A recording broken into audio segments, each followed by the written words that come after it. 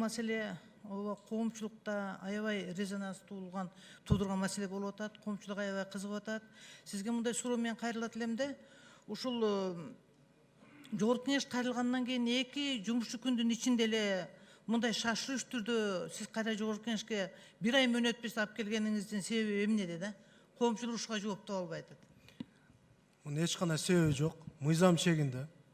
Биринчи атайын түзүлгөн комиссия, жогорку кеңештин комиссиясы карап, массалык маалымат каражаттарына өзүнүн 9 пункттан турган айып коюу маселесин чыгарган күнү, ошонун бардыгын биз мыйзам чегинде кылмыштардын жана жоруктардын бирдиктүү реестрине каттап, ошондон баштап териштире баштаганбыз.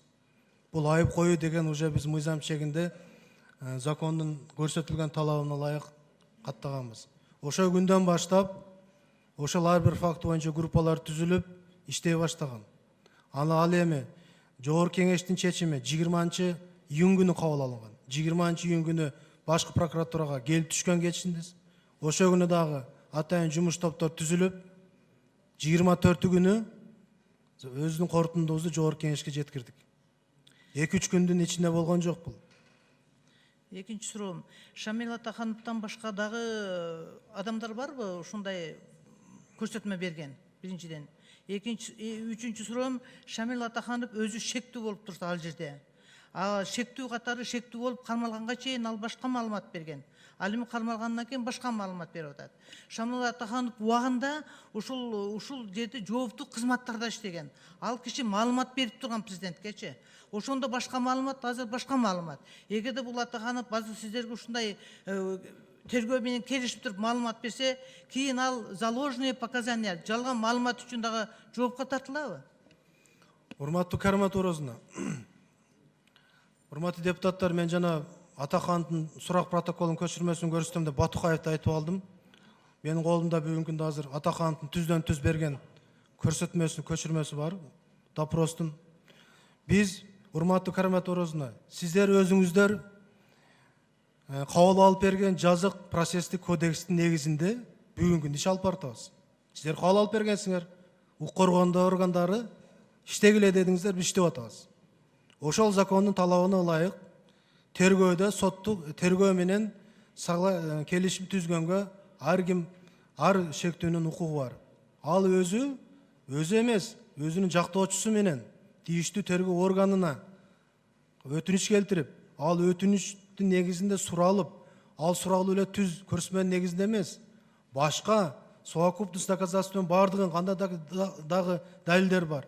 Ошонун баарын алып келип бекемделип, анан прокурорго келип, прокурор макулдук берсе соглашение түзүлөт. Прокурор макулдук берсе соглашение түзүлбөйт.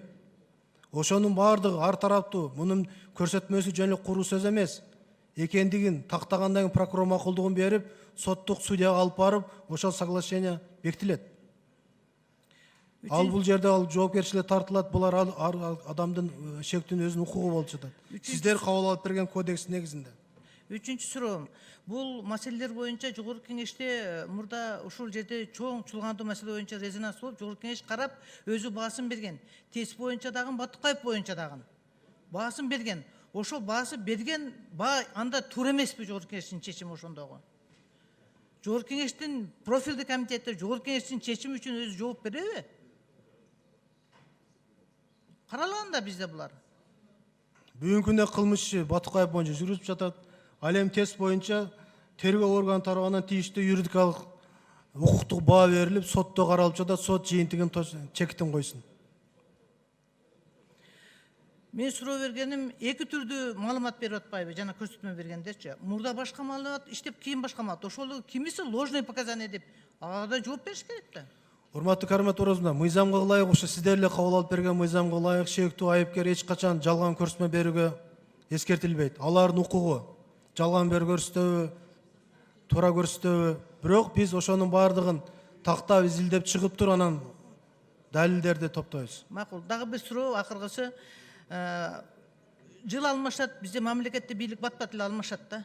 Убага келгенде ушул азыркы сиздердин чечим дагы туура эмес болуп, жооп берип калышыңыздар, ошондо жоопкерчилик мойнуңуздарга аласыздарбы? Каримат Бабашевна, бүгүнкү күндө биз топтолгон материалдардын тийиштүү күбөлөрдүн, шектүүлөрдүн, айыпкерлердин берген көрсөтмөлөрүнүн негизинде мен өзүм корутунду чыгардым.